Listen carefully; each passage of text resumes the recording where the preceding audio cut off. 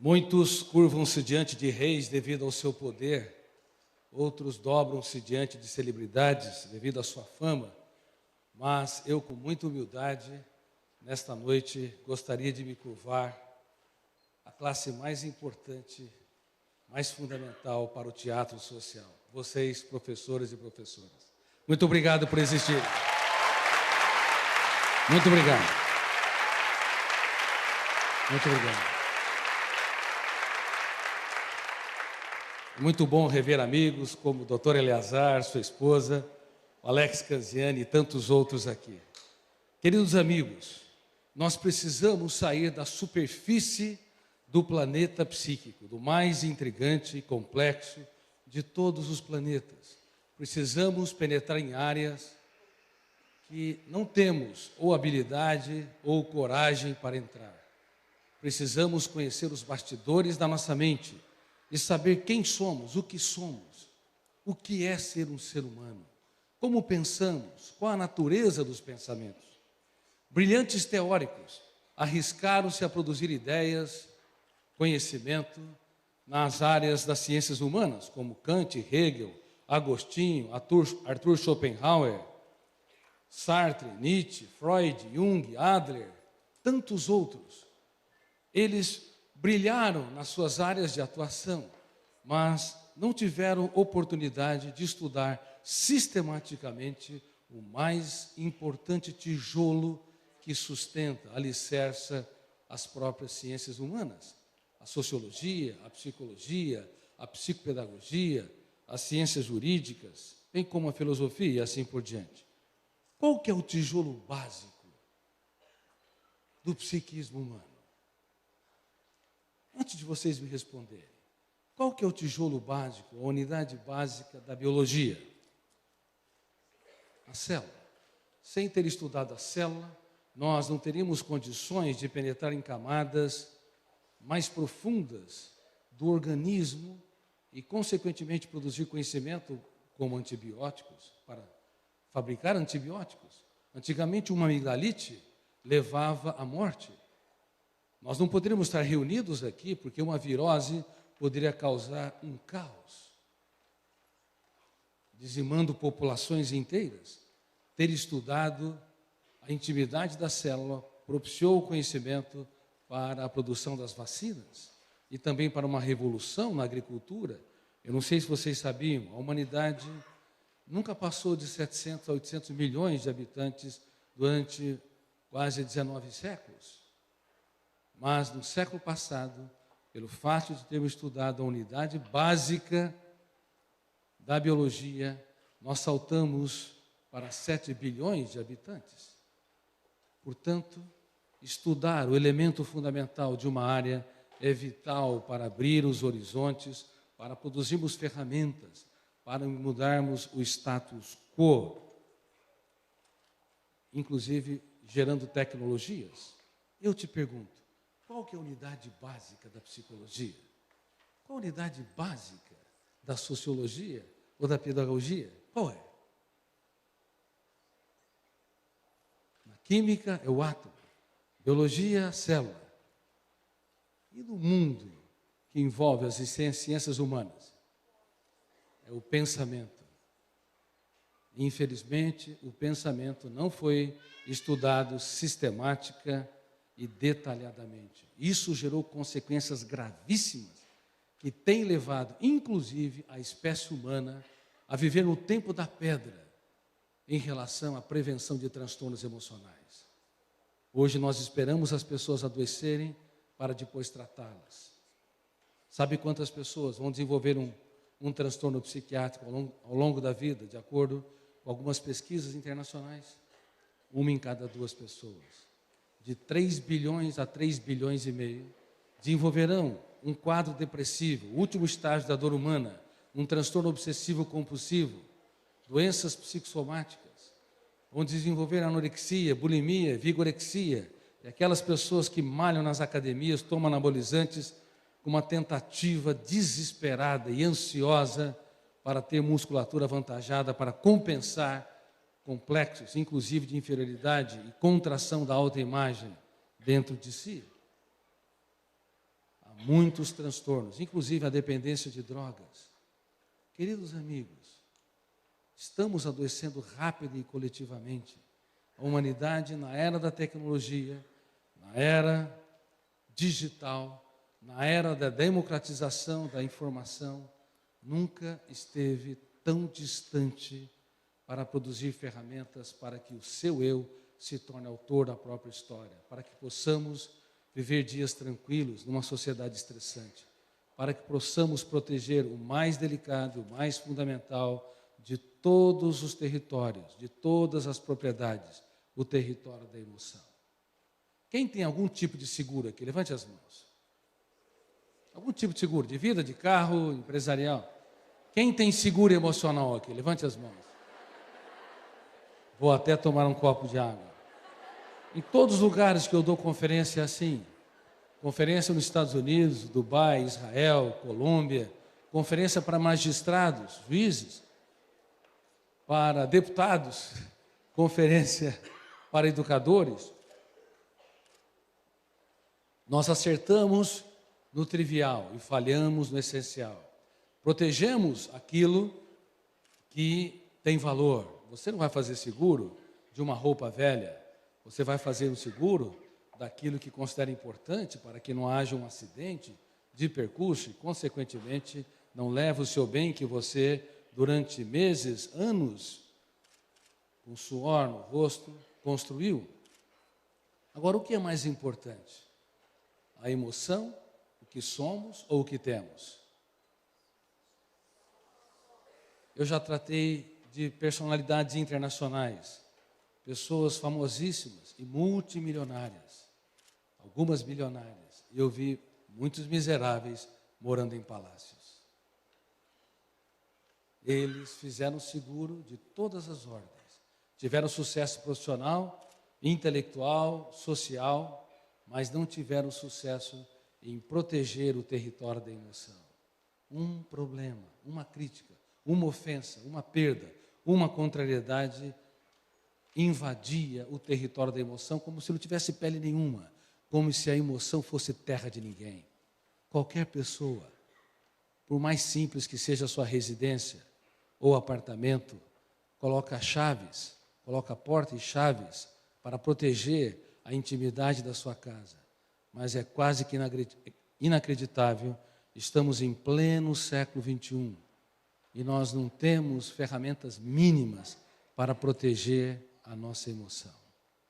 Críticas, perdas, calúnias, traições, sentimentos de culpa, autopunição, sofrimento por antecipação, fobias, enfim, tantas experiências, tantos estímulos estressantes invade o que nós temos de melhor e desertifica a nossa psique. É um tempo paradoxal.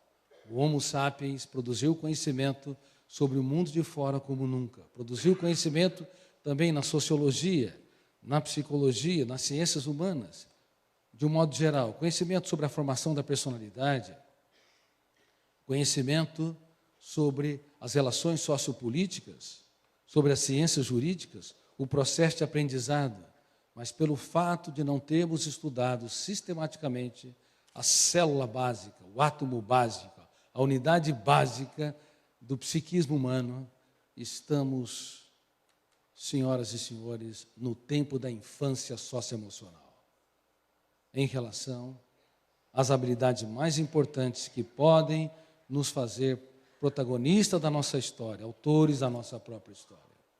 1 bilhão e 400 milhões de pessoas, cedo ou tarde, deve desenvolver o último estágio da dor humana, uma depressão.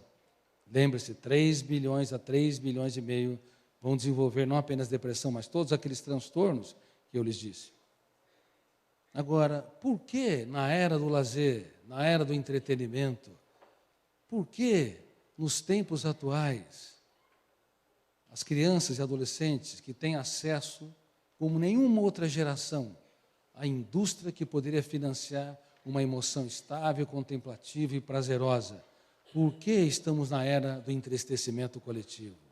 Por que crianças e adolescentes, bem como adultos, precisam de cada vez mais para sentir migalhas de prazer?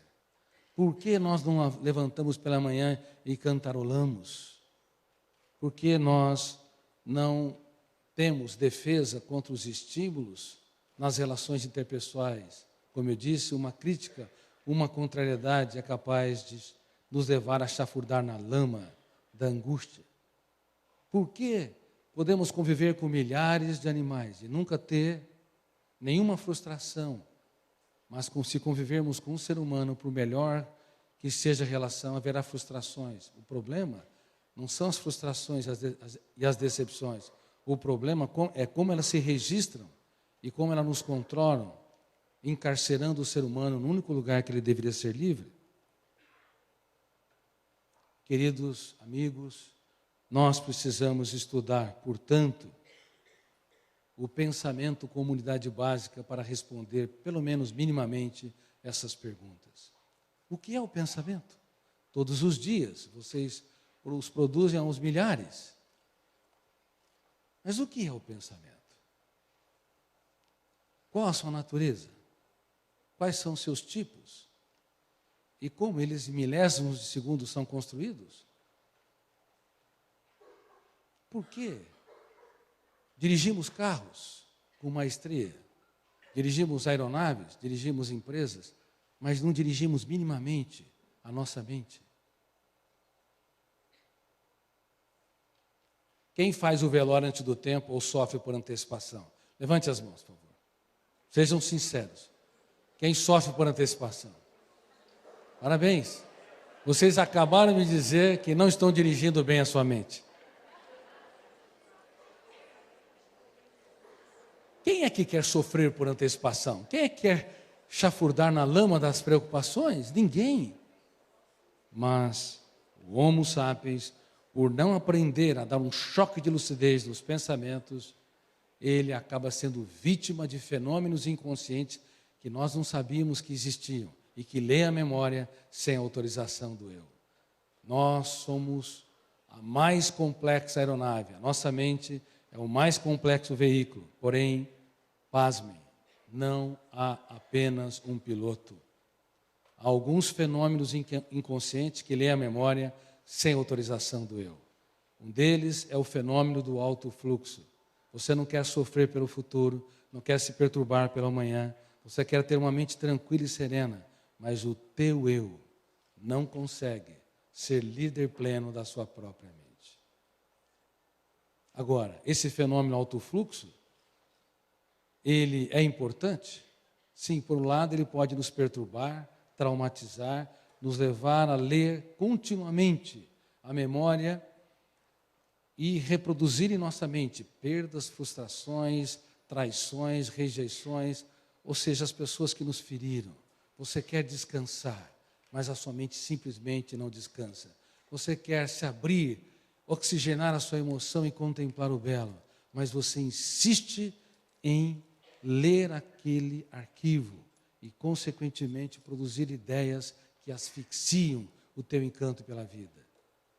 Por quê?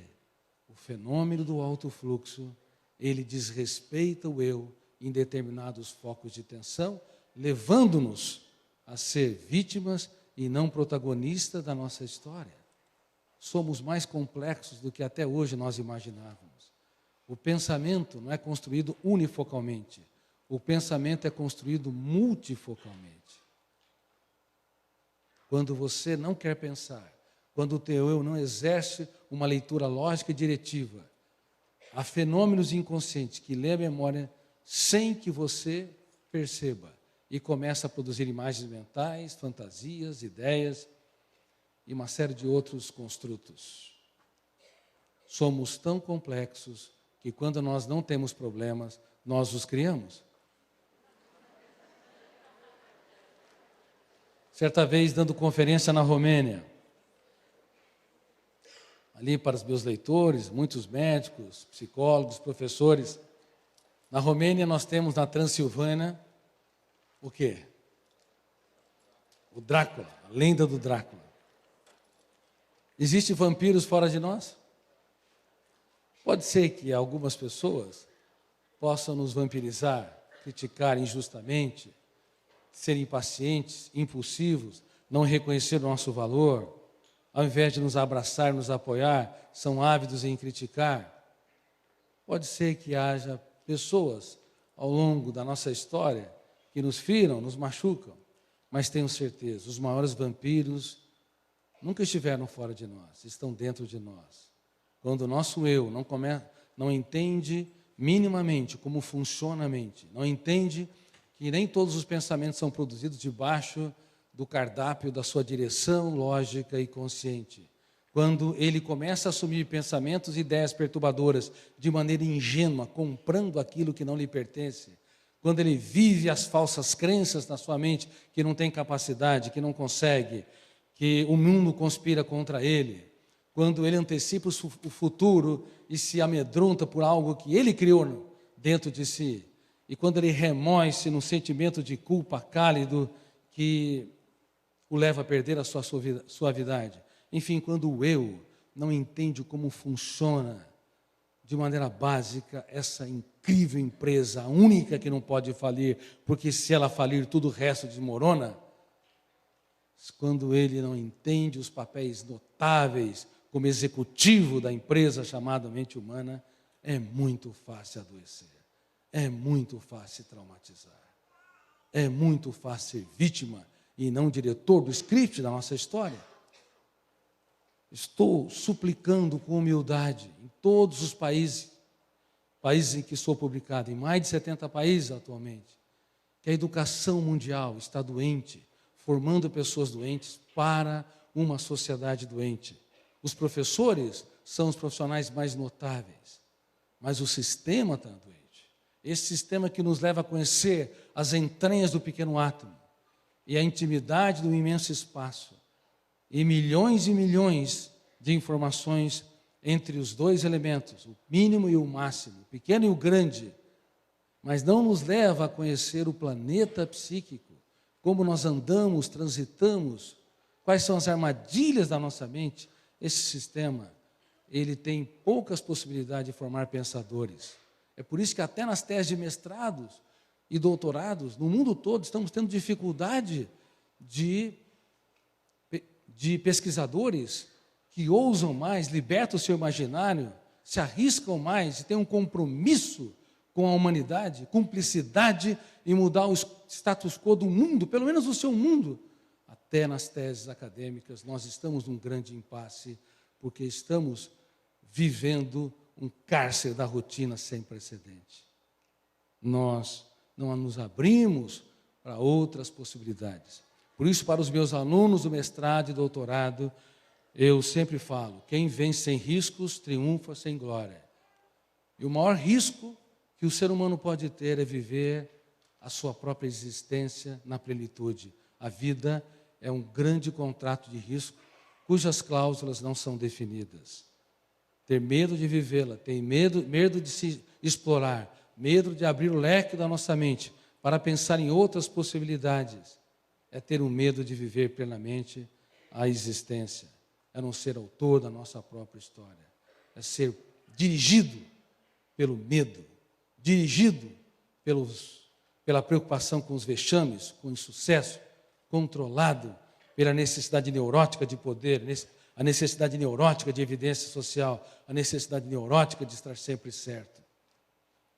Há muitos vampiros dentro de nós que nos controlam mais do que nós imaginamos. E nós precisamos libertar o nosso potencial criativo para deixar fluir a nossa capacidade de se reinventar nos focos de tensão, nas mais diversas situações estressantes que nós passamos. Vamos lá. Como se vocês fossem meus alunos na pós-graduação. Eu vou elevar o nível porque vocês têm capacidade, vou usar metáforas para que vocês entendam algumas informações que estão nos bastidores da nossa mente, que nos tecem como homo sapiens, como seres pensantes. O pensamento é virtual ou real? Virtual ou real? Quem acha que é real? Levante as mãos. Quem acha que é virtual? Levante as mãos. Quem não acha nada? A maioria não acha nada. Claro, é normal, porque é um assunto novo, complexo. Está ligado, na minha opinião, à última fronteira da ciência, porque está ligado à nossa essência. Aqueles que disseram que o pensamento é real, complicaram as suas vidas. Aqueles que disseram que o pensamento é virtual, a complicaram mais ainda. Vamos lá. Se vocês disserem que o pensamento é real, isso indica que quando um pai vê um filho irritadiço, tenso, angustiado, errando os mesmos erros, quer dizer que ele consegue incorporar a realidade intrínseca do filho, o que está nos bastidores da sua mente, quer dizer que o seu pensamento consegue esquadrinhar medo, ansiedade, angústia, bullying que sofreram, sentimento de culpa, de impotência, de exclusão. Um pai consegue esquadrinhar a realidade intrínseca? Sim ou não? Um psiquiatra consegue penetrar na síndrome do pânico de um paciente, como eu digo no livro Felicidade Roubada?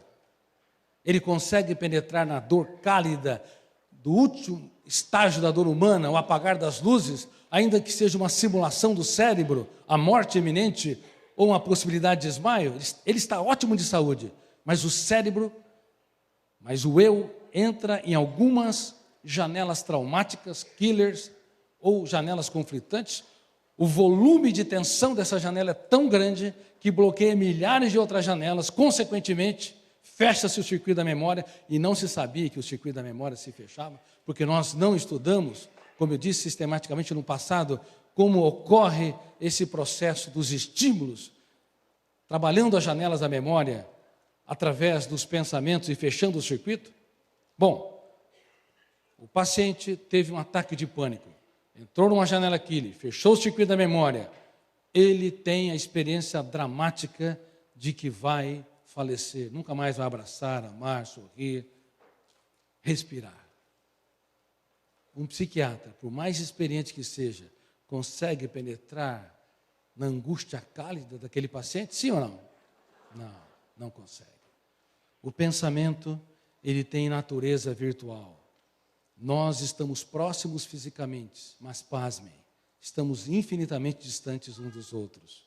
Entre vocês, há alguns centímetros que os separam fisicamente, mas do ponto de vista da natureza do pensamento, que nos leva a compreender o mundo e reagir a ele, há um anti-espaço. Pais e filhos vivem numa dramática solidão. Casais, por mais que se amem, entre eles, ainda que se beijam e há o toque físico, há um espaço intransponível, há um anti-espaço, porque nós percebemos a realidade do outro na esfera da intelectualidade pela natureza virtual. Por isso que as pessoas nos dizem, ou nós também dizemos, você não me entende. Se nós não exercitarmos os pressupostos básicos ou as ferramentas básicas da inteligência socioemocional, como se colocar no lugar do outro, se esvaziar do meu preconceito, ter a motivação sólida e intensa de perceber o outro a partir do que ele é, eu nunca vou me aproximar do outro. Eu vou julgar, criticar, condenar, apontar os dedos, sem ter nada, todo o meu conceito, todo o meu conhecimento não tem nada a ver com o que ele sente e pensa. E falei isso para magistrados recentemente, para um corpo belíssimo de magistrados. O juiz diante de um réu, ele não está diante de um réu, diante das mazelas, dos erros, dos comportamentos, todo o sistema de defesa e de acusação, nem de longe consegue levar um juiz a ter a realidade intrínseca que motivou o réu a ter determinados comportamentos, se nós não criticarmos o nosso tendencialismo, se não abrirmos as janelas da mente para perceber que o pensamento é virtual, os nossos erros de diagnósticos são atrozes. Nesse exato momento, há pais condenando seus filhos, há professores criticando, expondo publicamente seus alunos do outro lado do mundo. Nesse exato momento, há casais apontando os dedos, maculando, ferindo, constrangendo, plantando janelas traumáticas, porque acreditam solenemente, sem nunca ter pensado o pensamento, que o pensamento tem natureza real, concreta, que eles podem ser deuses. Deuses que fazem um diagnóstico correto, adequado, profundo. O ser humano, o Homo sapiens, a única espécie que pensa e tem consciência que pensa em meio a mais de 10 milhões de espécies, nunca honrou adequadamente a arte de pensar. Se os senhores de escravos tivessem a mínima coragem de penetrar em camadas mais profundas da sua mente e questionassem a natureza, o percurso, o movimento dos pensamentos, eles teriam de entender que quando uma mãe negra embalava um filho e esse filho não teria perspectiva nenhuma de ter liberdade, a angústia daquela mãe, os pensamentos em relação ao futuro são tão complexos como os mais complexos pensamentos produzidos por um intelectual branco. As nossas diferenças sempre estiveram na ponta do iceberg da inteligência, porque na essência somos exatamente os mesmos. Quando você entra na memória, como estou fazendo agora, em milésimos de segundos, nós resgatamos verbos e conjugamos tempo espacialmente, sem saber como fazemos, realizamos o maior espetáculo de todos os tempos. Vocês conseguiriam sair desse anfiteatro de olhos vendados e encontrar o endereço da sua casa? Sim ou não? E se não tivesse ninguém apoiando, nem GPS, nada, e com a tarefa de encontrar o endereço da sua casa, sem esbarrar num obstáculo, pessoa, carro, parede, conseguiria executar essa tarefa? Sim ou não? E como encontrar a palavra não, se a cidade da sua memória é milhares de vezes mais complexa que essa cidade? Provavelmente milhões de vezes. E vocês encontraram o endereço do advérbio de negação em frações de segundos, no escuro, sem GPS. Quando nós, queridos amigos, começamos a entender quem somos, nós vamos desenvolver tolerância. Tolerância para aceitar os diferentes, tolerância para não levar a ferro e fogo à vida, tolerância para perceber que somos complexos e também, por vezes, complicados. Tolerância para entender que, frequentemente, temos atitudes de deuses, quando usamos o pensamento com funções que o pensamento nunca teve. Você pensa o mundo, você analisa, interpreta, julga, ama, odeia, abraça, apoia, exclui. Eu e você fazemos isso. Todas as funções atribuídas ao pensamento. O pensamento nos libertou para enxergar o mundo de fora e o mundo de dentro, para ser Homo sapiens. Mas ele não se presta para ser um ferramental verdadeiro, pleno, absoluto. Caso contrário, nós vamos diminuir, apequenar, asfixiar as pessoas. E também nos diminuir, apequenar ou então nos supervalorizar acima dos nossos pares. Se crianças e adolescentes aprendessem desde a mais tenra início da vida, a mais tenra infância, os pressupostos básicos do pensamento, elas cometeriam muito menos bullying, seriam muito mais generosas, muito mais altruístas. E isso está ocorrendo com o programa Escola da Inteligência que eu vou abordar com vocês. Para vocês terem uma ideia, vamos ainda acrescentar mais alguns elementos nessa tese. O pensamento tem natureza, então, virtual. Mas nós vivemos, pensamos, reagimos como ele se fosse real. Para provar isso, sejam sinceros. Vocês estão aqui numa conversa agradável, como se fosse uma terapia de grupo. Eu preciso da participação de todos vocês. Quem é que tem aqui sintoma de timidez ou insegurança? Levante as mãos.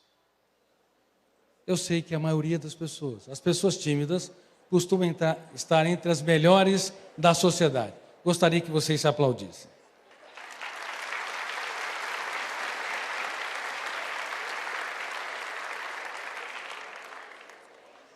Mas as pessoas tímidas, elas se autopromovem ou se autodiminuem?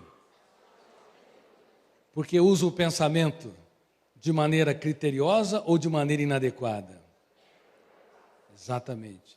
Usa o pensamento como se fosse real, diminuindo-se, inibindo-se diante de determinadas pessoas, contraindo a leveza, a suavidade, a capacidade de debater ideias. E daí, se as pessoas criticam o que eu falo e o que eu penso? E daí, se eu não tenho unanimidade? A unanimidade é desinteligente, é estúpida. E daí, se as pessoas falam por detrás? Se o pensamento é virtual, o que é virtual não pode ser materializado na minha emoção, porque a minha emoção é real. Alegria, prazer, fobia, angústia, ansiedade, ainda não importa o nome que nós damos para a emoção, ela é concreta. Agora, por que o pensamento virtual do outro, uma crítica, uma calúnia, é capaz de estragar o dia, a semana, uma vida, uma história? Por quê? Porque o eu, ele permite, ele dá crédito, mais uma vez, que o pensamento é real. Nós compramos de maneira desinteligente os estímulos estressantes ao nosso redor. Olha a situação do mundo atual, a crise entre palestinos e judeus, a crise entre imigrantes e os habitantes nativos dos países. Olha como o mundo caminha aumentando os patamares de violência em todas as esferas. O nosso eu, pelo fato de não conhecer adequadamente essa última fronteira da ciência, a natureza dos pensamentos, o processo de construção e os tipos de pensamento, ou seja, aquilo que nos torna sapiens, nós reagimos de maneira tão ingênua e muitas vezes de maneira tão dogmática como deuses. Toda pessoa que se diminui usa o pensamento com atributo que ele não tem, para se apequenar. Toda pessoa que compra os estímulos estressantes com facilidade é porque eles se permitem que o pensamento virtual se materialize no território da emoção. O eu dá aval. Ele é um péssimo comprador. Vocês teriam coragem de entrar no supermercado e comprar 1 quilo de alimento cheirando mal? Sim ou não? Mas nós compramos um olhar atravessado com muita facilidade e pagamos caro. Se é uma calúnia, aquilo estraga a nossa história. Talvez nunca mais consigamos olhar de maneira espontânea para quem nos caluniou. Se é uma crítica, frequentemente não aceitamos bem. Não poucas vezes deixamos de dormir, porque materializamos o que é virtual de maneira atroz dentro de nós. Somos consumidores péssimos, que pagam caríssimo os estímulos estressantes. Por isso que eu falei na minha conferência nos Estados Unidos e falei para vocês, quem tem seguro, de alguma forma, muitos têm, em conferência lançando o Free Mind nos Estados Unidos, talvez um dos poucos programas mundiais de prevenção de transtornos psíquicos e desenvolvimento da inteligência emocional. O lancei e o disponibilizei gratuitamente. Durante 15 anos o elaborei, o melhor de mim está lá no meu site. Você pode abaixar o livro-programa e tirar quantas cópias quiser. Lançando nos Estados Unidos, perguntando quem tem algum tipo de seguro, todos levantaram as mãos, porque tem seguro até para quem tropeça na calçada. Mas quem tem seguro emocional, também ninguém arriscou a levantar as mãos. E eram profissionais da minha área, muitos mestres e doutores. Se nós estamos assim, imagine o resto da humanidade. Como vamos proteger a nossa emoção se não conhecemos nem minimamente a natureza dos pensamentos? Quando alguém te ofende e você se sente ofendido, não é o outro, não é a dor do outro que entrou em você, você se permitiu, é a dor que você construiu a partir da interpretação do outro. Quando alguém te diminuiu, se você desse um choque de lucidez dentro de si e usasse a arte da dúvida, que é o princípio da sabedoria na filosofia, a arte da crítica, que é o princípio da sabedoria na psicologia, e a arte da determinação estratégica, que é o princípio da sabedoria na área de recursos humanos, se você recolhesse as armas ao invés de comprar o estímulo estressante, entrasse dentro de si e duvidasse do controle desse pensamento perturbador, desse comportamento agressivo, criticasse a sua ingenuidade de materializar rápida e intensamente e determinasse estrategicamente ser tranquilo, sereno, ser autor da sua própria história, tais ferramentas poderiam se tornar uma proteção solene para que você sobreviva às intempéries socioemocionais.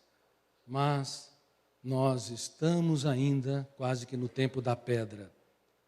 As pessoas se matam, se destroem por poucas coisas, poucos estímulos estressantes.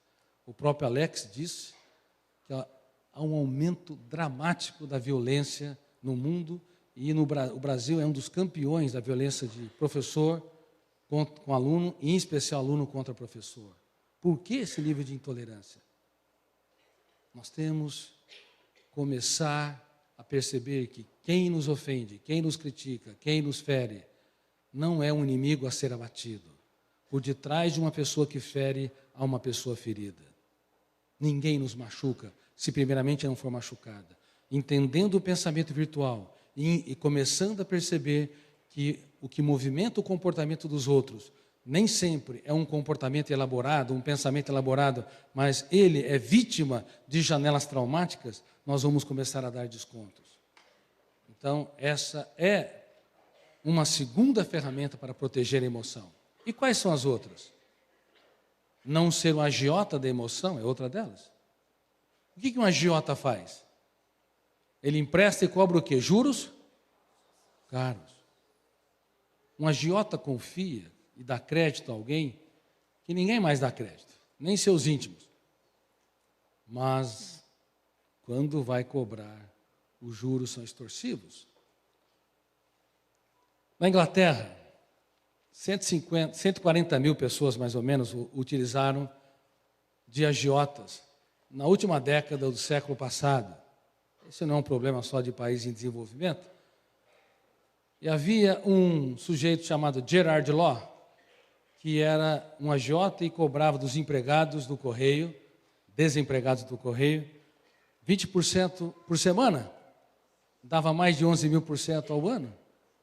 Foi preso, porque era um contraventor. Agora, o que é um agiota da emoção? São aqueles casais, aqueles maridos, esposas, parceiro ou parceira, professores, pais, colegas de trabalho, que se doam, mas cobram caro a fatura. Querem reconhecimento, querem que na mesma altura em que se doaram, venha a afetividade, os aplausos, a valorização. E exagera no tom de voz, exagera na expressividade das palavras. Quem cobra demais do outro aciona um fenômeno inconsciente chamado RAM. Poderiam repetir? Fenômeno RAM. Registro automático da memória. Nós não sabíamos que esse fenômeno é tão básico. Hoje que nós o conhecemos, ficamos surpresos. Nos computadores, você é um Deus, você registra o que quer, quando quer, na hora que quer. No seu córtex cerebral, isso é impossível. Você não apenas registra o que quer, mas também o que não quer. Tudo o que não quer. Se você detesta alguém, sinto muito, ele vai dormir com você. E vai ocupar o centro do seu travesseiro, porque o fenômeno RAM, registro, automático da memória, forma uma janela killer ou traumática. E o fenômeno do alto fluxo, que é aquele copiloto do eu, tem uma especificidade por janelas problemáticas ou traumáticas. Ele se ancora ali e fica por horas ou por dias lendo a memória e produzindo pensamentos perturbadores. E o eu, que deveria ser dar um choque de lucidez, duvidar do controle, criticar as ideias perturbadoras e determinar ser estrategicamente autor da sua própria história, como ele não tem ferramental para ser gestor da mente, ele se torna um espectador passivo na plateia, assistindo todo o teatro de terror sem fazer nada. Dói na minha alma que nós poderíamos prevenir milhões e milhões de transtornos psiquiátricos de maneira tão simples, se o nosso eu deixasse de ser ingênuo, se ele impugnasse como advogado de defesa o faz, no silêncio da mente. Não impugne os outros, não critique, não agrida os outros, jamais. Mas nós deveríamos sair da condição de espectadores, na figura, na metáfora do teatro, entrar na nossa mente e impugnar, discordar, confrontar, como um advogado de defesa o faz no fórum, como eu disse. Mas, infelizmente, é quase que inacreditável. O fenômeno do RAM, registro automático da memória, vai arquivando todo esse lixo psíquico, registrando, e tudo que está registrado não pode ser mais deletado. Isso é outro fenômeno que nos impede de ser deuses. Nos computadores, somos deuses porque registramos o que queremos e quando queremos, e deletamos o que bem entendemos, na hora que queremos. No córtex cerebral, nós não temos esse ferramental. Registramos o que não queremos e tudo que está tudo que está arquivado não pode ser mais deletado pelo eu, a não ser que haja uma injúria física, um mal de Alzheimer, um traumatismo crânioencefálico, um acidente vascular cerebral ou um tumor cerebral. Não é possível, pela vontade consciente, o eu apagar os arquivos. Quanto mais você tentar apagar um desafeto, quanto mais você tentar deletar o medo, quanto mais você quiser eliminar um sentimento de culpa, mais o fenômeno RAM vai reforçar aquela janela, expandindo o núcleo traumático, indicando que nossa espécie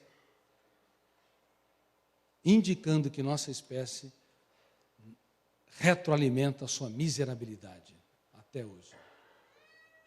Mesmo com excelentes intenções, nós retroalimentamos nossos traumas, os nossos conflitos, as janelas killers, porque não entendemos adequadamente como funciona a mente e não desenvolvemos ferramentas socioemocionais para dirigir o script da nossa própria história.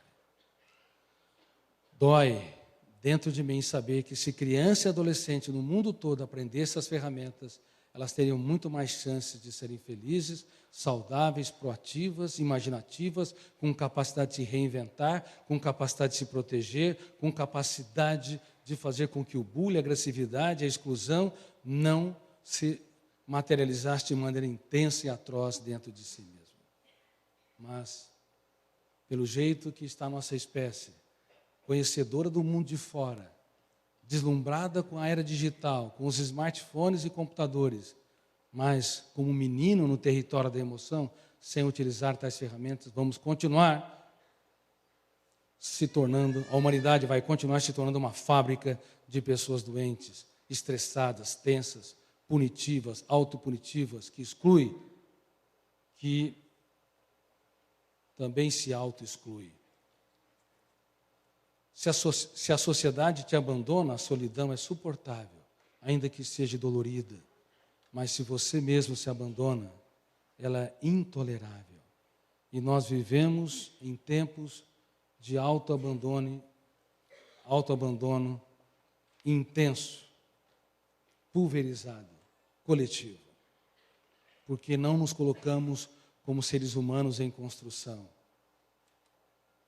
Porque não procuramos o mais importante de todos os endereços, o endereço dentro de nós mesmos.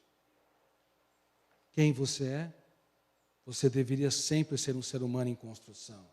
Se você se posiciona assim, as críticas não te perturbarão tanto. As perdas trarão ganhos, as crises serão oportunidades criativas. Mas se nos colocamos como seres humanos acabados, então as perdas, as crises, as críticas, os tropeços, os vales dos vexames, depõem contra a nossa complexidade e integridade, porque nós achamos que não temos muito mais para aprender. Mas se nos colocamos como eternos alunos no teatro da existência, vamos encenando cada vez peças complexas. Nós não vendemos a nossa paz por um preço vil. Nós não entregamos o que nós temos de melhor, a nossa tranquilidade e serenidade, em troca de estímulos estressantes de maneira tão ingênua. Portanto, eu estou abordando com vocês aqui, entre várias coisas, uma nova maneira de encarar o bullying, que é não apenas prevenir o agressor, mas em destaque proteger o agredido. Dar ferramentas para que nós nos tornamos autores da nossa própria história. Quiçá na nossa espécie não houvesse agressão, não houvesse intempéries, injustiças, comportamentos impulsivos, mas nós mesmos temos comportamentos inadequados. Não apenas os outros nos machucam, mas nós também machucamos. Como somos mundos a serem explorados, e a nossa mente, ela tem centenas de milhares de janelas, com milhões, bilhões de informações, você está em determinados locos, em determinadas janelas, e as janelas que você ancoram podem não ser altruístas e solidárias. Às vezes você está tenso, irritadíssimo, e acaba ferindo as pessoas que vocês mais amam. E vice-versa. Portanto, eliminar todo tipo de estímulo estressante é uma utopia. É uma utopia. Nós vamos continuar estressando as pessoas que estão ao nosso redor e sendo estressadas por elas. Mas o ideal é nunca ser um estresse agressivo. Só que se o nosso eu aprender a transformar o caos em oportunidade criativa, aprender a se proteger, aprender a não ser cobrador excessivo, aprender a não se cobrar também excessivamente, aprender outras ferramentas, assim vamos fazer um seguro emocional, não vamos estar expostos a tantos transtornos psiquiátricos. Veja bem, eu falei de cobrança, agora eu quero falar da autocobrança. Sejam sinceros, quem cobra demais de si? Levante as mãos. Parabéns, vocês são autoestressadores.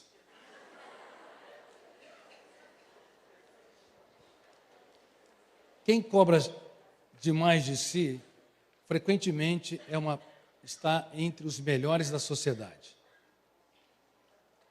Os mais excelentes profissionais, os mais excelentes atores sociais, mas são carrascos de si mesmos.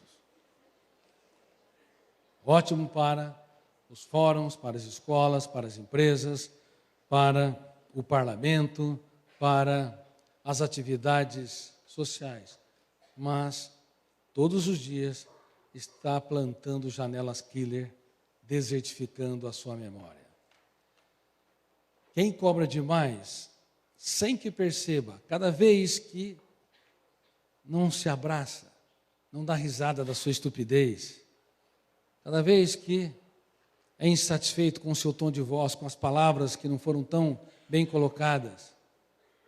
Enfim, quem cobra demais vai arquivando plataforma de janelas traumáticas que, pouco a pouco, compromete 3 fundamentais áreas das relações socioexistenciais. Número 1, para ser realizado. Número 2, para ser relaxado. E número 3, para se encantar com a vida. Quem cobra demais vai asfixiando essas 3 áreas. Sem perceber, se torna seu maior algoz. Pode ter certeza. Os piores inimigos, os piores fantasmas que sabotam a sua felicidade, a sua qualidade de vida, nunca estiveram fora de você. Estão dentro de você. Se querem viver dias felizes, reitero, dê um pouco de risada da sua incoerência, dos seus medos, das bobagens de vez em quando que falam. Não leve a vida a ferro e fogo, relaxe mais. O ser humano, ele não é um céu sem estrela e um caminho sem acidentes. Na vida de ninguém. Só que é engraçado, muitas vezes somos tolerantes com os outros, mas não somos conosco. Do ponto de vista social, um ser humano não é aonde ele está.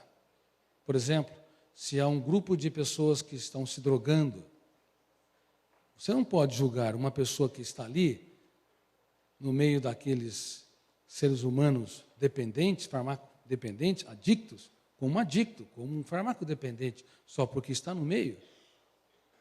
Uma pessoa que está no meio de pessoas corruptas, tem amizade com eles, com elas, não pode ser considerado um corrupto. Nós temos que analisar o seu comportamento antes de julgá-lo. Tá. No teatro social, ele não é onde ele está, ele é o que ele é. Só que na mente humana, você é aonde você está. Se você está localizado, ancorado em algumas janelas, por exemplo, tem fobia social, medo de falar em público, ainda que você, diante dos seus pares, na sua família, ou diante do seu computador, construa ideias maravilhosas, quando você levanta para falar em público, detona um fenômeno inconsciente chamado gatilho da memória, abre em milésimos de segundos uma janela killer, forma a síndrome do circuito fechado da memória, ou seja, milhares de janelas com milhões de dados não são acessadas. Naquele momento o coração vai bater, você vai sentir falta de ar e não vai conseguir ter maestria, fluência. Você é onde você está. Se você tem fobia social, mas antes de começar a falar, por exemplo, exercita a arte da dúvida, da crítica e da determinação estratégica, se o teu eu deixa de ser vítima, ele dentro de si começa a dar um choque de lucidez, então você tira o processo de leitura das áreas killers ou traumáticas e entra em áreas lights que financiam a fluência, a criatividade, a capacidade de respostas inteligentes.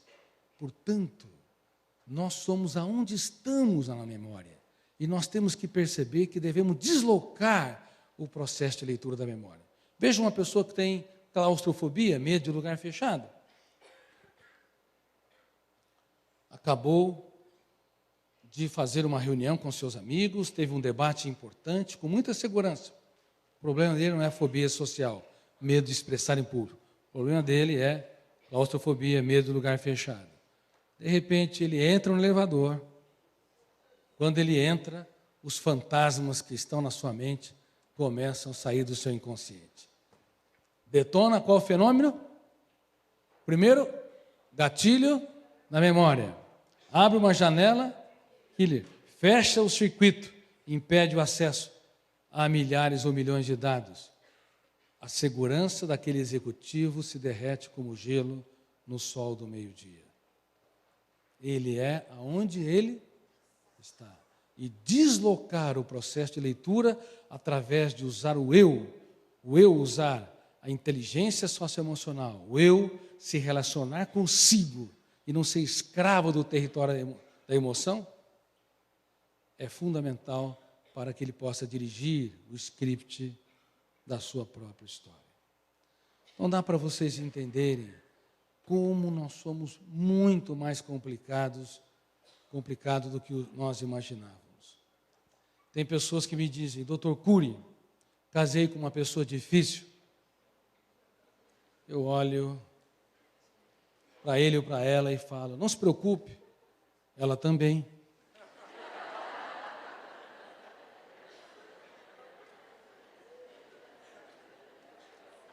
Só de conviver, de escolher uma pessoa difícil, você não é tão fácil.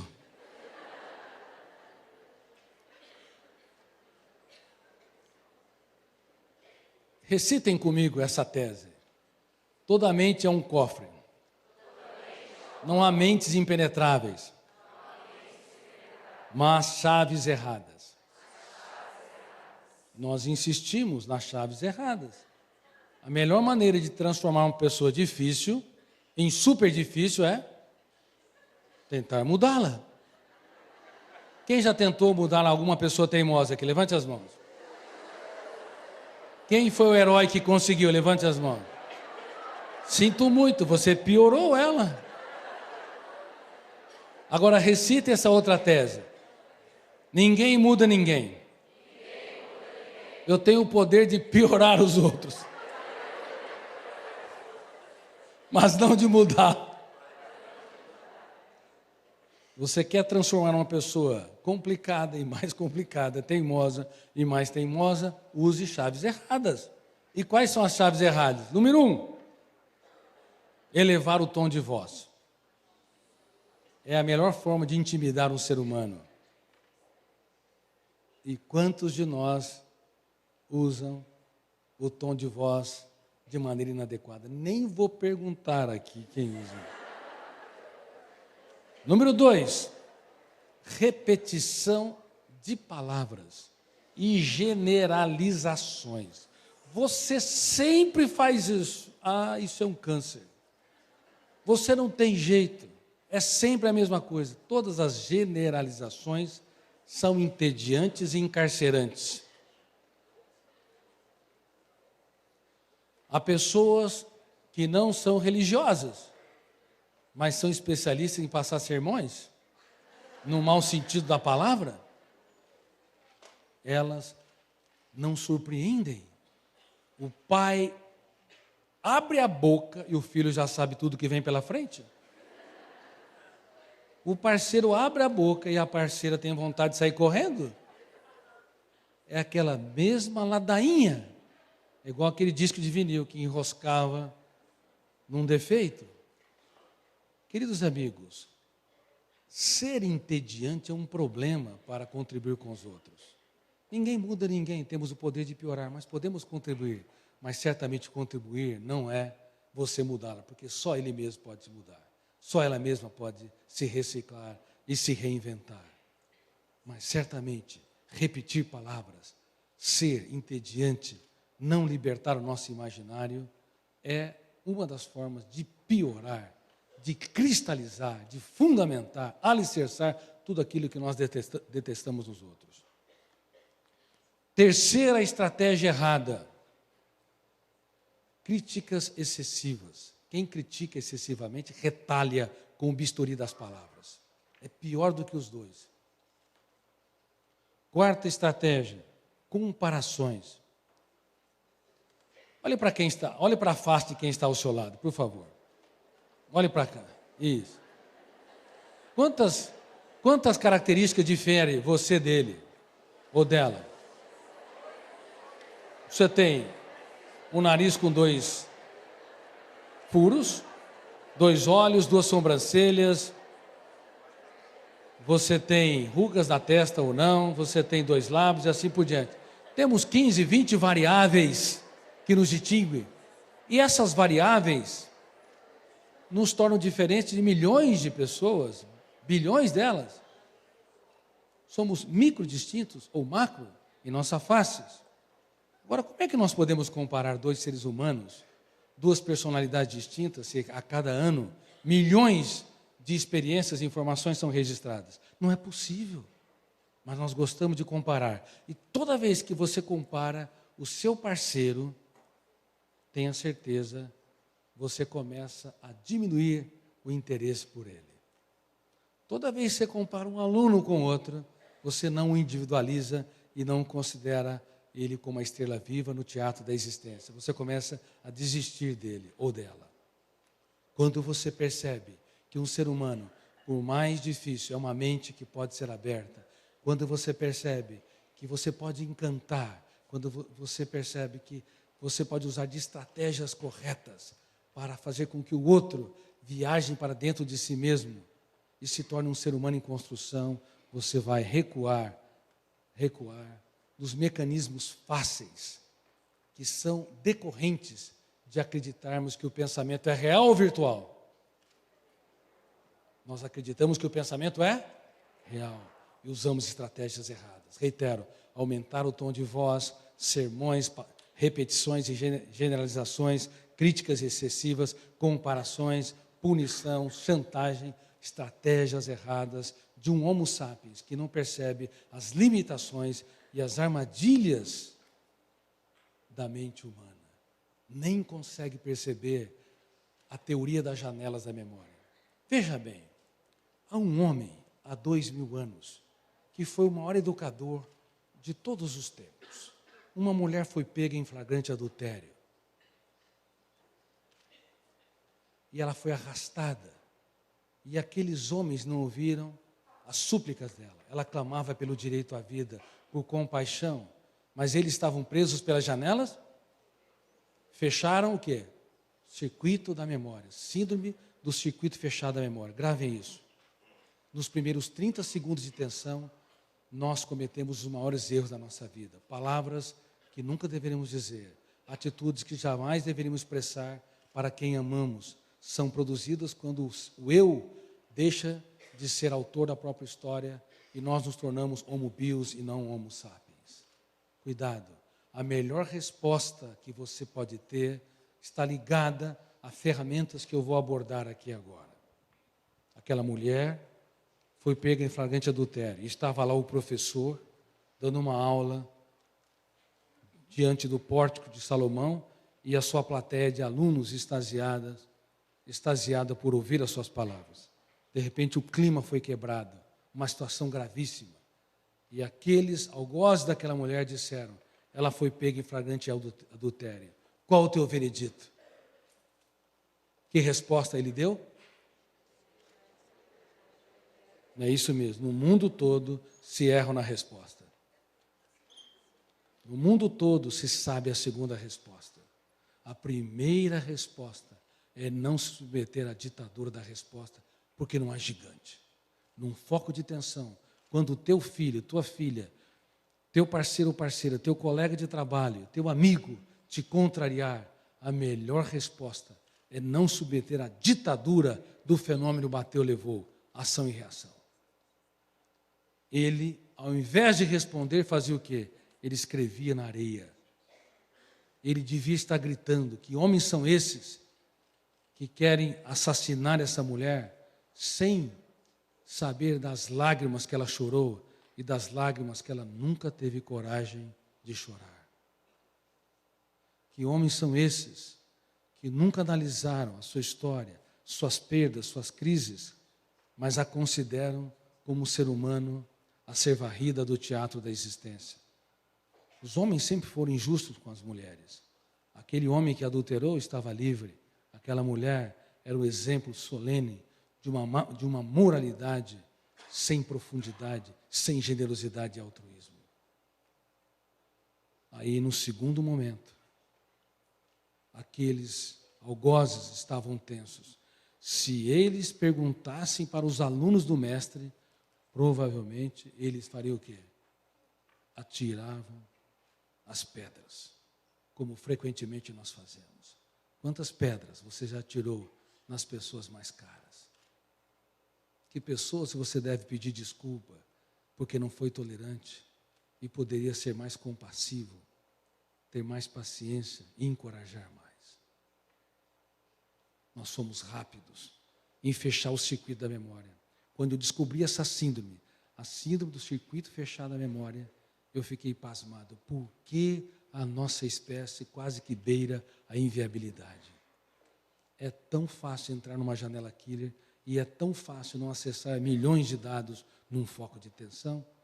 E por isso, eu estou mais do que convicto que não há pessoas perfeitas. A pessoa mais calma tem seus golpes de ansiedade. A pessoa mais coerente tem suas reações estúpidas em determinados focos de tensão.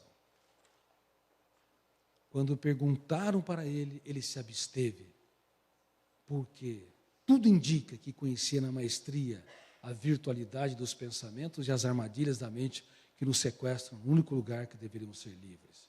Aí, no segundo momento, inquiriram a resposta, aí sim, ele fitou os olhos daqueles homens e, numa frase, reuniu o topo da sociologia, da psicologia e das ciências jurídicas. Ok, vocês podem cumprir a sentença, mas antes tenham a coragem de se colocar no lugar dela, para se aproximar da realidade dela, porque vocês não conseguem tocar a essência.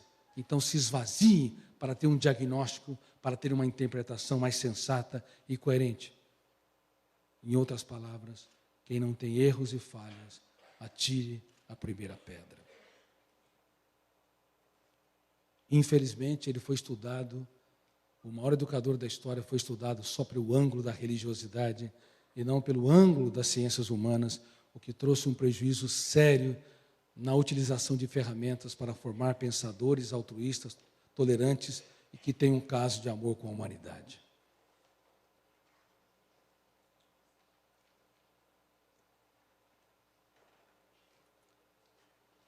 Aqueles homens saíram de cena, ficou ele e a vítima, mas ele não a chamou de adúltera.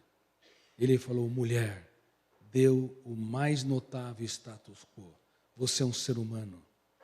Mulher, aonde estão seus acusadores? Ele não perguntou com quantos homens ela dormiu. Ele foi generoso, ele protegia a emoção das pessoas. Ele cobrava menos e dava muito mais.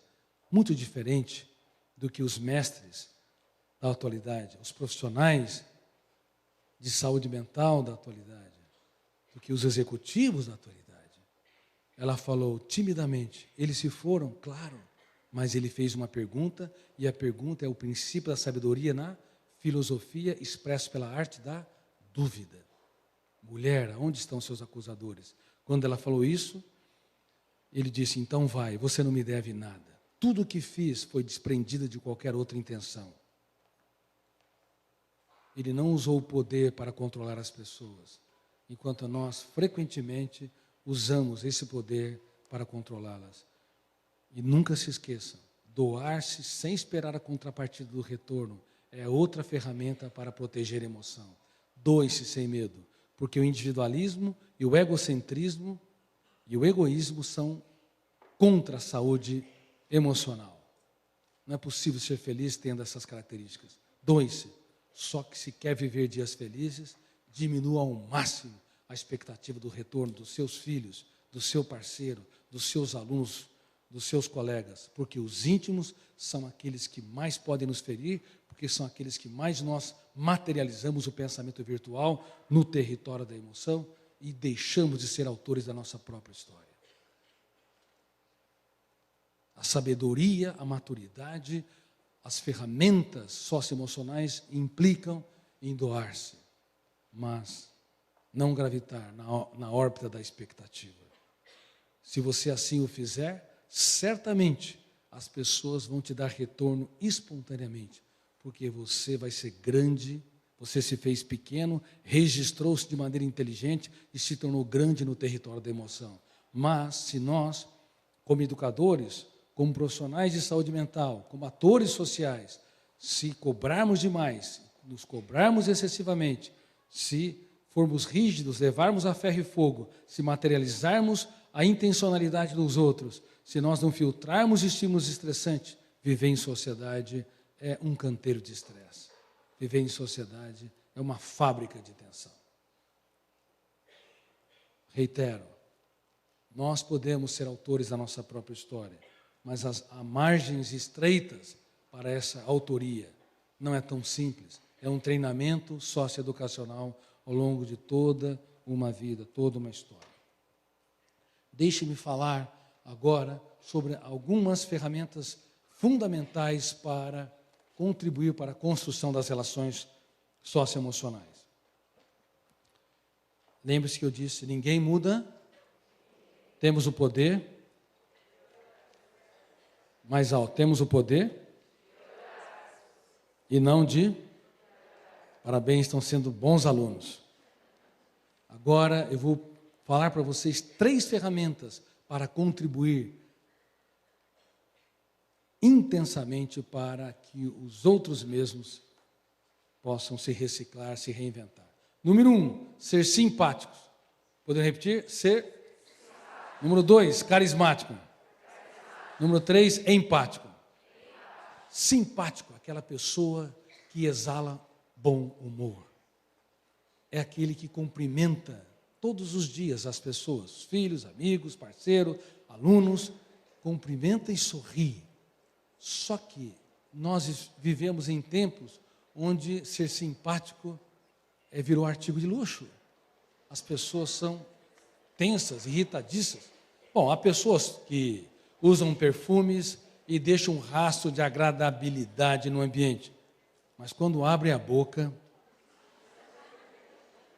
não são simpáticos. O que é melhor? O perfume físico ou o perfume emocional?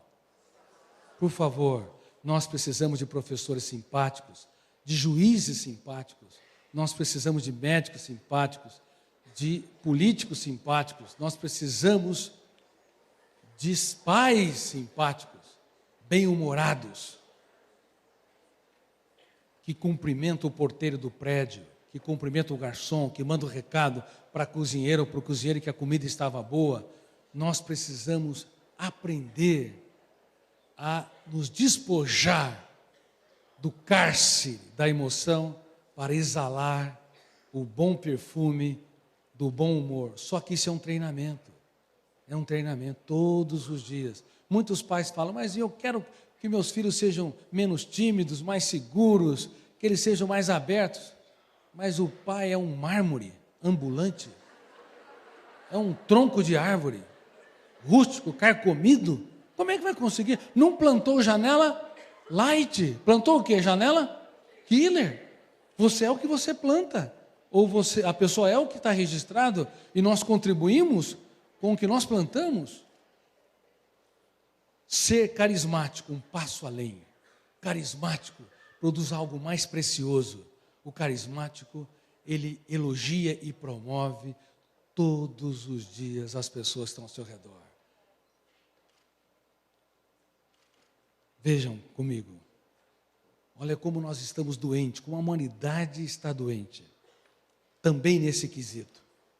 Um pai vê o filho fazendo higiene bucal, escovando os dentes 1000 vezes no ano. Nenhum elogio. O garoto não escova os dentes uma vez. Primeira página, escândalo. Nós pautamos o relacionamento pela correção de erros e não pelo elogio e a promoção de quem erra. Isso está errado. Desde que nos tornamos uma sociedade complexa, nós erramos. Até hoje, mesmo nas universidades, mesmo intelectuais, há muitos que são meninos no território da emoção, têm medo da competição, medo de elogiar, medo de promover, medo de exaltar as pessoas que estão ao seu redor, sem saber que quando você promove, quando você elogia, quando você encanta, o fenômeno RAM, registro automático da memória, vai desenhando nos solos do córtex cerebral uma imagem solene, aí você pode abaixar o tom de voz que você será ouvido. Isso é inteligência socioemocional, isso é a escola da inteligência, isso é o que nós estamos ensinando para as crianças a partir de 4 anos de idade, e nós nos surpreendemos como rapidamente elas evoluem. É muito mais do que a inteligência lógica, bombardear com milhões de dados sobre o mundo em que estamos, é estimulá-las a arar, regar, irrigar o mundo que somos. Por isso que criança de 7 anos de idade, quando estão na escola da inteligência, dizem para os seus pais: papai, você perdeu o autocontrole. Elas estão aprendendo a ter o autocontrole, estão aprendendo a pensar antes de reagir, estão aprendendo a se colocar no lugar dos outros. Ser simpático é medalha de bronze na construção das relações saudáveis. Ser carismático é medalha de prata. Todos os dias elogie as pessoas que estão ao seu redor. Eu estou suplicando, com muita humildade, para mudar a política socioeducacional, a política ambiental da sociedade. Ao invés de você apontar a falha de uma criança hiperativa, de uma criança tensa, observe todos os comportamentos saudáveis. Quando tiver um comportamento diminuto, parabéns, como você foi generoso, olha como você se concentrou, foi altruísta. Quando nós fazemos assim, nós plantamos janelas lights e não janelas killers. 70% a 80% dos romances não duram 10 anos, sabiam disso? Mesmo que eles não se separaram. Por quê? Não duram porque eles não são carismáticos, não irrigam o seu parceiro, sua parceira, frequentemente com elogios e promoções.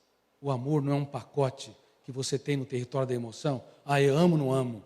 O amor é o mais fantástico fenômeno, mas o mais delicado, o mais passível de ser asfixiado ao longo da nossa história.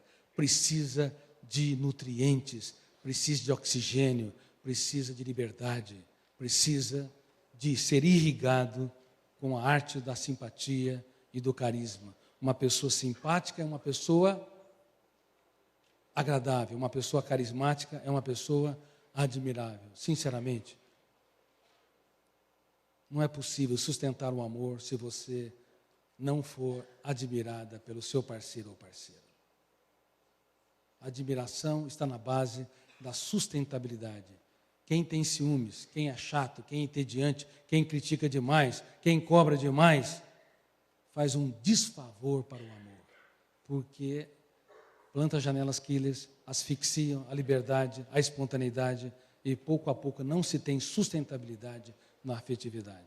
Por isso no livro Felicidade Roubada e as regras de ouro dos casais saudáveis, as pessoas estão percebendo que as relações sociais, do jeito que nós as construímos de maneira tão ingênua, fazemos ensino fundamental, médio, entramos na universidade, as pessoas nos aconselham, nos orientam, mas sem utilizar essas ferramentas de ouro, não é possível ter sustentabilidade. Amor é atitude. Amor não é só sentimento. Amor tem de ser inteligente, tem de promover o que o outro tem de melhor. Quando um professor vê um aluno tendo um atrito, ou tendo um comportamento inadequado, no mundo todo a tendência é expor publicamente o erro do aluno. Nós plantamos o quê? Arquivamos o quê? Janelas killer. Mas se o professor conhecer a última fronteira da ciência, o mundo onde nascem os pensamentos, a teoria das janelas da memória, as armadilhas da mente, ele vai recorrer às armas. Aquele aluno não é mais um número na classe, ele vai dizer isso. João, Maria, você é insubstituível, não é mais um número nessa classe. Eu aposto que você vai brilhar. Você tem um potencial enorme para reescrever a sua história, apesar de ter causado um transtorno aqui. Quando o professor exalta quem erra mais do que o próprio erro, ele arquiva janelas lights, que estimula a capacidade de pensar antes de reagir, o altruísmo e a solidariedade. Portanto, os mestres do mundo todo têm de reciclar a maneira de ser e pensar. Falando sobre isso, em Israel, um membro da inteligência de Israel ficou tão tocado, meu país precisa incorporar essas ferramentas. Na verdade, não é Israel, todos os países precisam. Nós, seres humanos, temos tendência a ser toscos, rudes, inclusive com as pessoas que nós mais amamos. Queridos amigos, temos de avançar. Além de ser carismáticos, temos que ser empáticos. O empático é a medalha de ouro das relações saudáveis. O empático, ele encanta as pessoas ao redor. Eles fazem a diferença, se tornam inesquecíveis. Pode não ter dinheiro nenhum, mas eles têm o que dinheiro não compra. Eles marcam com chamas a memória das pessoas que estão ao seu redor. Com chamas vivas. Os empáticos, eles encantam e surpreendem. Quando alguém errou, claudicou, tropeçou, eles são os primeiros a dar o ombro para chorar e as mãos para aplaudir. Os empáticos libertam o seu imaginário e não dão respostas prontas. Eles dizem coisas fora da rotina, eles rompem o cárcere da mesmice, são capazes de dizer para os seus filhos, obrigado por vocês existirem, você faz toda a diferença na minha vida. E não é em data de aniversário. Eles são capazes de dizer para a sua parceira, sem você, meu céu não tem estrelas. Trazer flores fora de data. Dizer, você é única na minha história. Agora, vai lá, dentro do sistema comercial, o maridão pega um ramalhete de flor, todo desbotado, e dá para sua esposa em datas esperadas. Ele plantou janelas light? Plantou, mas uma janela light comum. Janelas light duplo P, você planta quando você surpreende, encanta, quando você é capaz de dizer para quem ama, aonde eu errei e não soube, o que eu posso fazer para te tornar mais feliz. Eles transformam o caos em oportunidade criativa. Deixe-me dar um exemplo. Certa vez, minha filha mais velha me disse, papai, você dá tantas conferências, atende tantos pacientes, Realmente, eu fiz cerca de 20 mil sessões de psicoterapia e consultas psiquiátricas. E ela falou, apesar de tudo isso, papai, você não tem dialogado comigo ultimamente. Qual atitude que vocês teriam se estivessem falhando numa área em que são especialistas? Eu olhei para os olhos dela e percebi que eles estavam lacrimejando. Eu falei, filha, me desculpe, você tem razão. E pedi para ela olhar para o alto, era um céu estrelado. Ela olhou, surpresa, e eu lhe disse, escolhe uma estrela. E ela escolheu uma estrela brilhante. E eu completei, de hoje em diante, essa estrela será sua. Eu quero dizer que, mesmo que um dia o papai feche os olhos para a vida, eu nunca te esquecerei. E mesmo quando o papai estiver ocupado, saiba que jamais você estará no rodapé da minha história. Você estará no centro dela. Obrigado por você existir. E abracei e chorei junto com a minha filha. E ela nunca mais se esqueceu que o pai corrigia o seu erro, surpreendendo-a e não desferindo.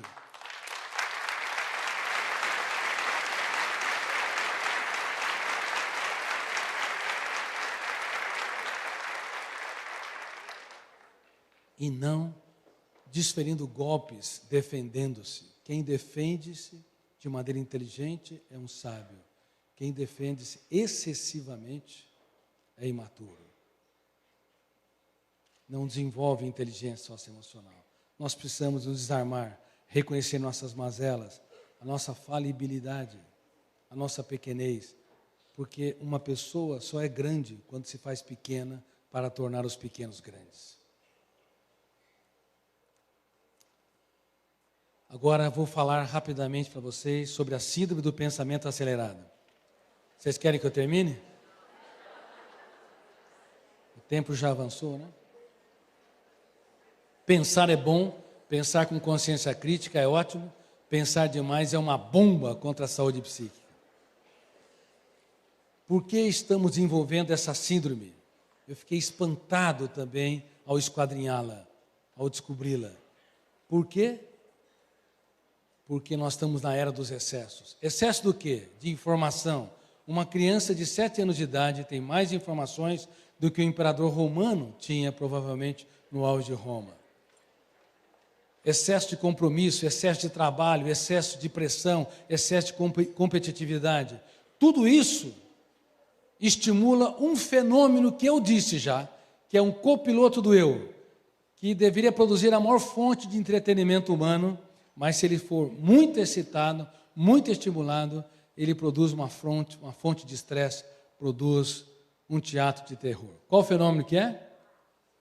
Fenômeno do alto fluxo. Esse fenômeno, ele lê milhares de vezes a memória. Você pensa um personagem, constrói uma ideia, um ambiente, uma circunstância. Quando o teu eu repousa, parece que desapareceu tudo na mente.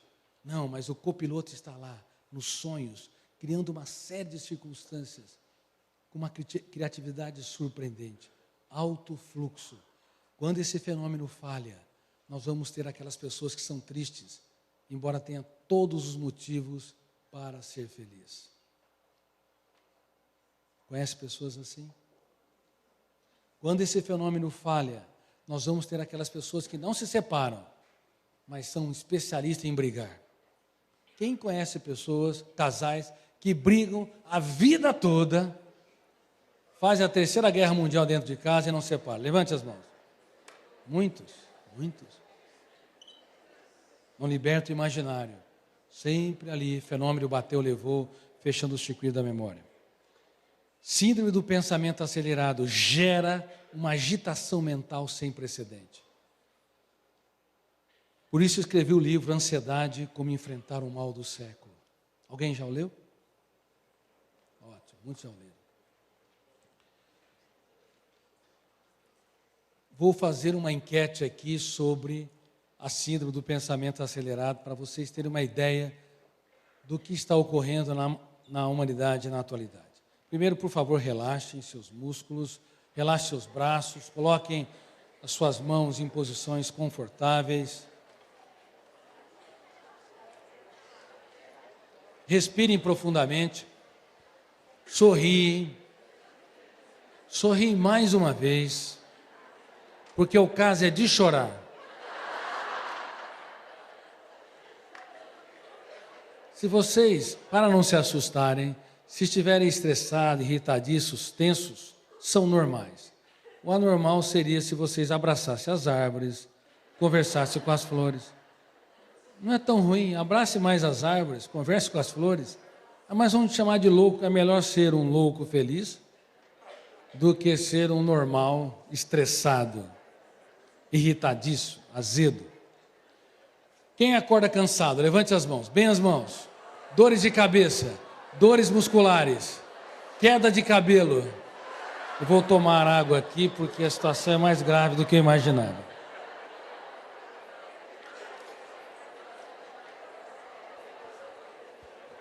Quem tem déficit de paciência aqui, levante as mãos. Quem tem dificuldade de conviver com pessoas lentas? Vou tomar mais um pouco de água aqui. Não é que as pessoas são lentas, é que vocês são rápidos demais. Toda pessoa que tem, repitam comigo, todo ser humano que tem a síndrome do pensamento acelerado, exaltada, é um especialista em estressar os outros. Não queiram que os outros andem no seu ritmo. Há muitos que não conseguem conviver com quem não pega rápido, quem não trabalha rápido. Cada pessoa tem seu tempo. Fica muito mais agradável você conviver com as pessoas do jeito que elas são. Ou então usar as ferramentas, como eu disse, simpatia, carisma e empatia. Aí você vai poder influenciá-los de maneira mais adequada. Bom, outra pergunta eu já perguntei, mas é importante para a nossa enquete aqui. Quem faz o velório antes do tempo, mais uma vez? Velório antes do tempo, ou seja, sofre por antecipação. Agora, se me responderem coletivamente, vou encaminhá-los um mês para um hotel fazenda, pagos pela secretária da Educação de Londrina.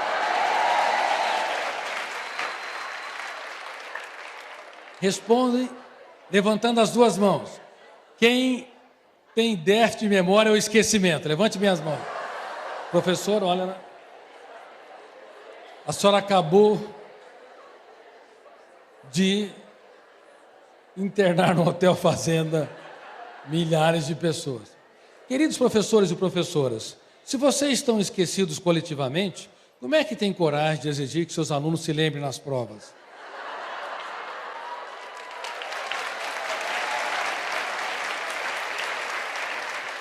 Há pessoas tão esquecidas que colocam a chave do carro dentro da geladeira e brigam com todo mundo. Há outros que esqueceram onde estacionou o carro. Aí 190, vem o policial, faz o boletim de ocorrência. Ele ergue os olhos e vê o bendito carro à frente. Aí, para não ficar chato, dá um jeitinho brasileiro. O ladrão teve compaixão de mim. Déficit de memória não é um problema na atualidade, desde que seja para atividades simples. Déficit de memória é uma proteção do cérebro, tentando evitar que nós hiperaceleramos a construção de pensamentos e esgotamos a sua energia. Professores, as provas escolares têm de ser recicladas. Nós não podemos só, eu tenho falado isso para ministros da educação, nós não podemos apenas querer a repetitividade dos dados. Porque se um aluno está num foco de tensão, entrou numa janela killer, fechou o circuito da memória, ele não vai conseguir ter um bom desempenho intelectual, embora tenha aprendido a matéria. E se ele está tenso, ansioso, porque tem a SPA, ele não consegue se concentrar, não consegue, portanto, se assimilar e registrar e, portanto, devolver ou ter um rendimento intelectual.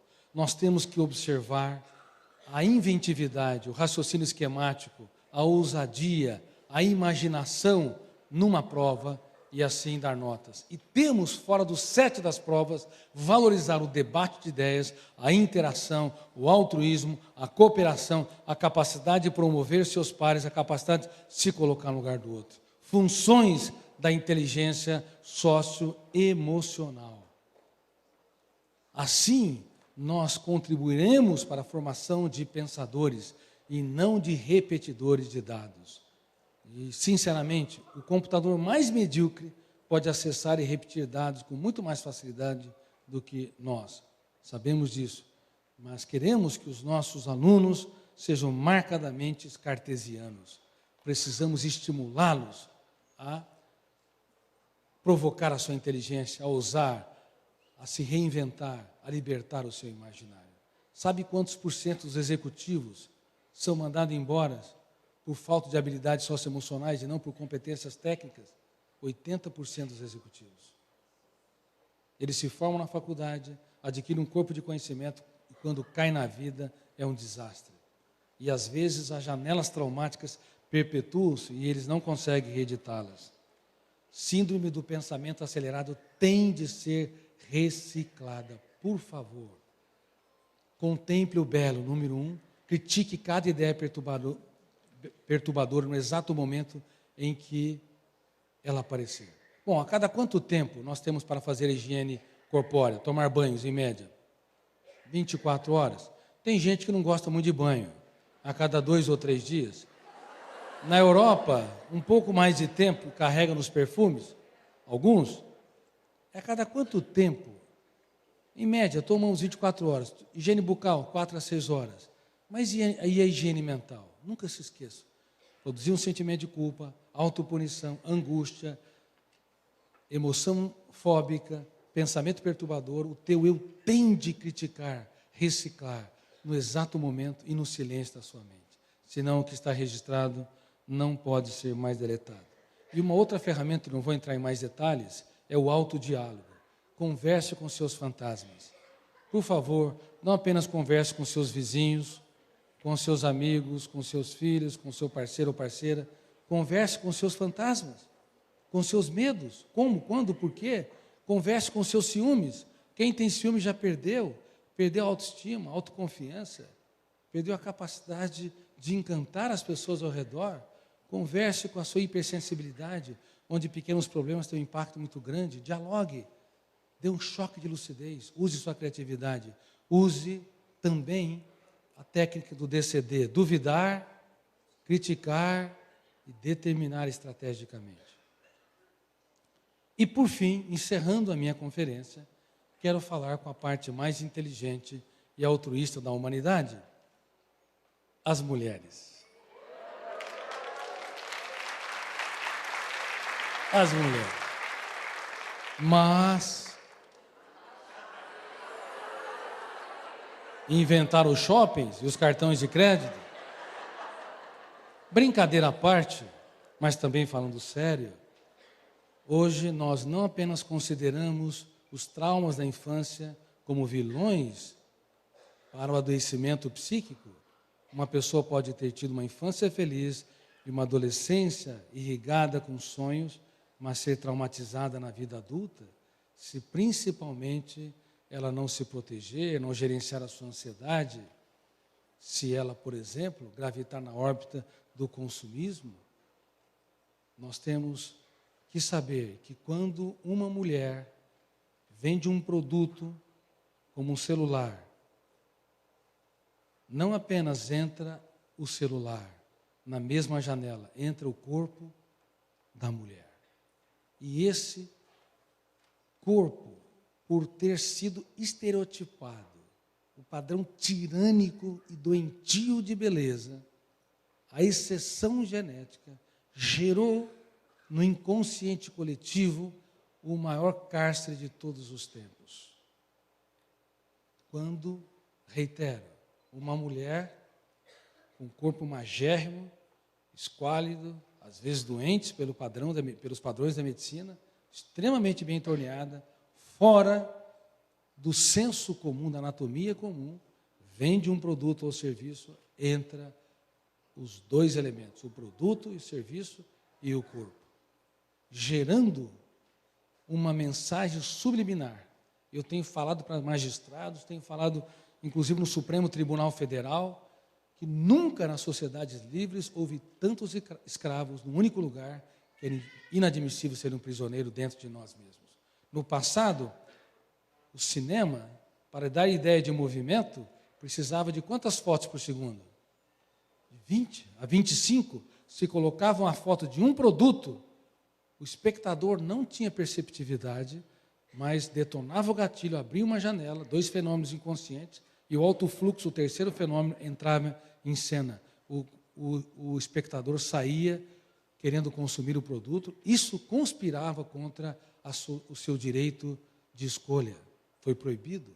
Agora, milhares de imagens diárias vendendo produtos e serviços do modelo estereotipado e ditatorial tem causado um desastre sem precedente no mundo. 70 milhões de pessoas estão sofrendo com anorexia nervosa e bulimia, das quais a maioria são mulheres jovens. 1 bilhão de mulheres têm uma rejeição contumaz por uma área do corpo, extrapolando algumas pesquisas. Um desastre. Mais de 100 milhões gostariam de trocar todo o seu corpo. Da raiz do cabelo à ponta dos pés. Outro acidente gravíssimo. Beleza está nos olhos de quem vê. Podendo repetir?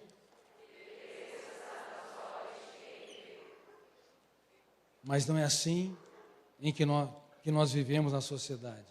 A síndrome Barbie, o padrão tirânico, tem asfixiado milhões e milhões de pessoas. Uma mulher, quando se expõe à indústria da moda, aos comerciais de televisão, ao cinema, o cinema discrimina as mulheres? Às vezes, sim. Vocês já viram um par de gordinhos fazendo um romance? Só comédia. E a vida não é uma comédia. Todos os deputados deveriam se reunir para fazer leis, para educar a emoção, ou para prevenir transtornos emocionais ligados à ditadura da beleza, tirania, o padrão ditatorial imposto no sistema social. Deveria ter não apenas modelos magras, bem torneadas, mas a mulher comum, porque beleza está nos olhos. Então olhe para quem está do seu lado e diga: você é uma pessoa linda, maravilhosa.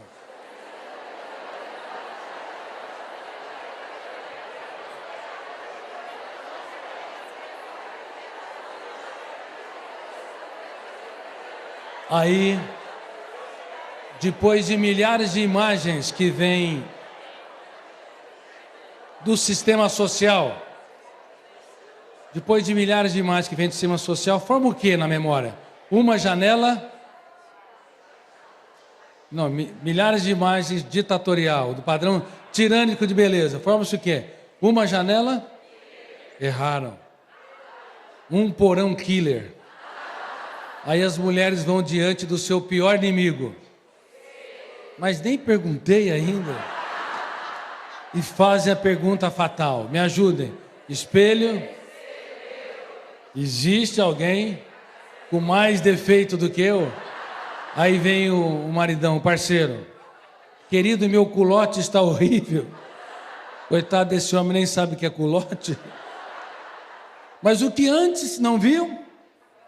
E com uma lupa, janela killer. As mulheres do mundo todo deveriam se levantar e dizer: eu sou linda, maravilhosa e inteligente, e você faz um grande negócio de conviver comigo.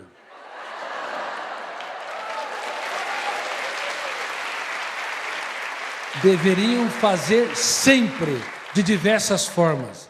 Tem de mudar a autoestima e a autoimagem. O que tem que mudar primeiro, autoestima ou autoimagem?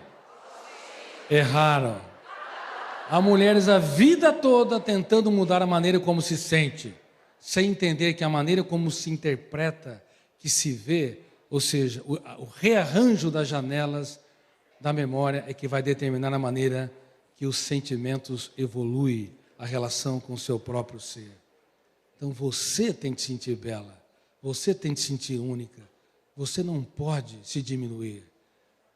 Ainda que o padrão ditatorial te exclua de maneira atroz, ainda que você não preencha os requisitos estabelecidos pela tirania da beleza, você é um ser humano único e insubstituível. Você é bela do jeito que você é.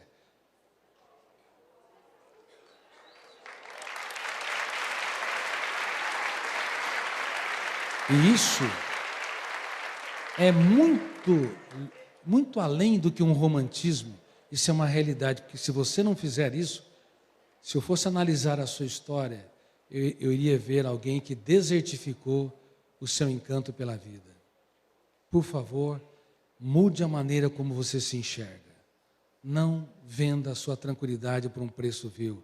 E ensine seus filhos e alunos que o sistema social não objetiva que eles tenham um caso de amor com a sua qualidade de vida, se veem belos, porque uma pessoa bem resolvida consome menos, muito menos.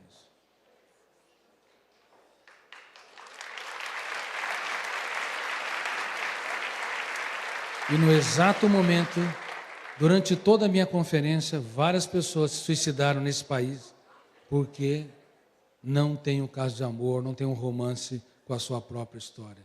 Vive debaixo desse padrão atroz, financiado por um sistema que não tem uma paixão inteligente pelo ser humano. Então nós temos de reciclar isso. Eu encerro a minha conferência dizendo que a Escola da Inteligência está se fazendo um piloto aqui na cidade de Londrina. Estamos felizes com isso e quero dizer que eu renunciei aos direitos autorais do programa Escola da Inteligência para que seja acessível a escolas públicas e particulares.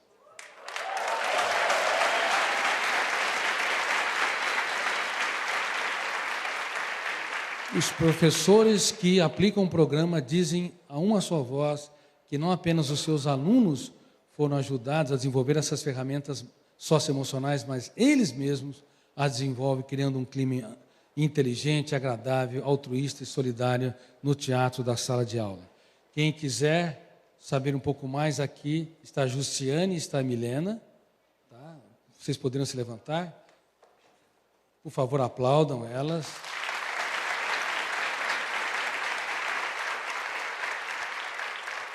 Muito obrigado. E uma boa notícia.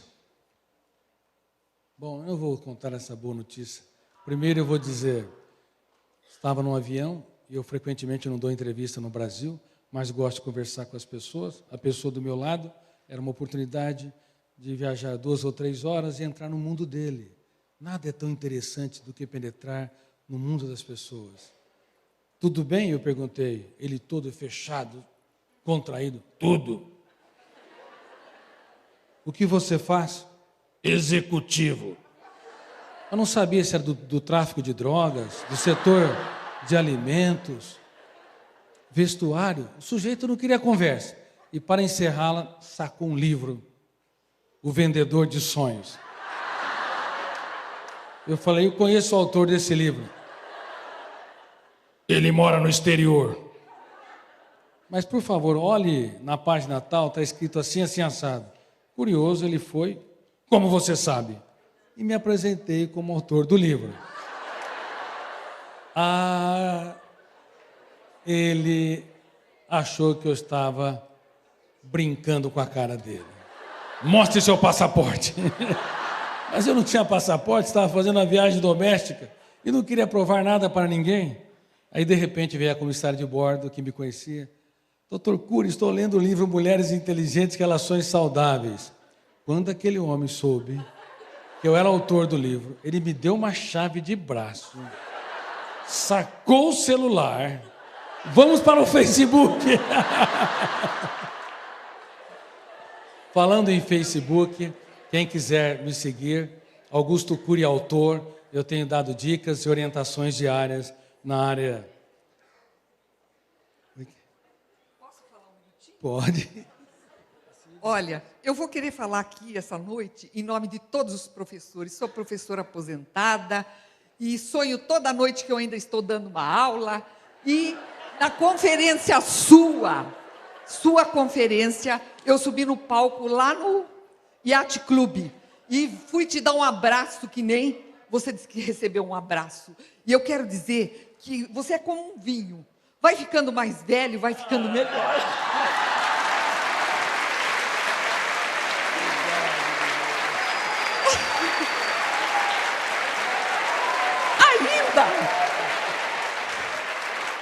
Ainda dizer para esses professores maravilhosos, nunca vamos perder a esperança, porque é uma maravilha estar numa sala de aula ainda hoje, com tudo que nós ouvimos, porque a gente sabendo tocar no coração desses alunos, sendo simpático, carismático e empático, nós temos o poder de encantar. Nós somos os professores, nós somos gente maravilhosa. E muito obrigada, Augusto Cury. Você continue assim, porque você vai levando a esperança para esse mundo. Obrigado, continue. Obrigado. Que coisa linda. Obrigado. Assim, falar também, gente, nós estamos aqui, uma pessoa que é encantada pela educação, Alex Canziani, 1414. Não foi programado. Não foi programado, até porque o nosso objetivo é levar a formação de pensadores, de seres humanos apaixonados pela vida e apaixonados pela humanidade. Só para vocês terem uma ideia, a boa notícia é o Vendedor de Sonhos vai se tornar filme. Provavelmente em novembro vocês vão vê-lo na tela. Depois o Futuro da Humanidade, o Felicidade Roubada e o livro que eu estou lançando agora em agosto, que tem mexido com as raízes da minha alma, Petrus Logos, o Guardião do Tempo. É uma saga juvenil para jovens de 9 a 99 anos sobre o futuro da humanidade.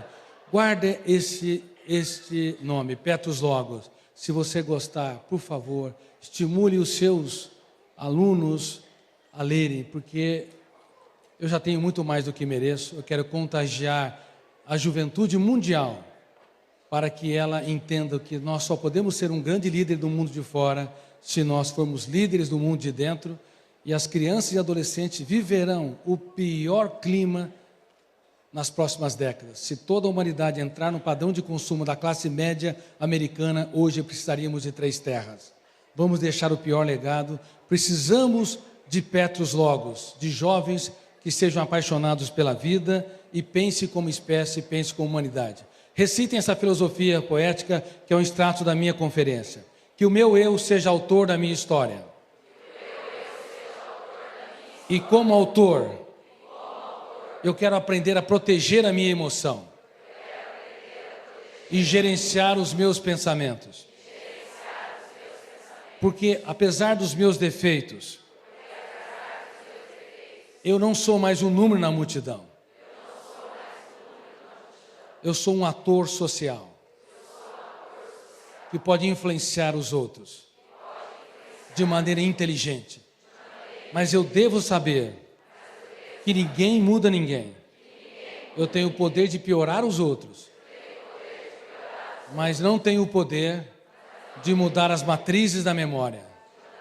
Mas se eu libertar o meu imaginário, se eu dançar a valsa da vida, com a mente desengessada, impactarei os meus filhos, os meus alunos, os meus colegas de trabalho, os estimularei a serem seres humanos em construção, autores da sua própria história, que tem um romance com a sua vida e um caso de amor com a humanidade. Muito obrigado por você existir.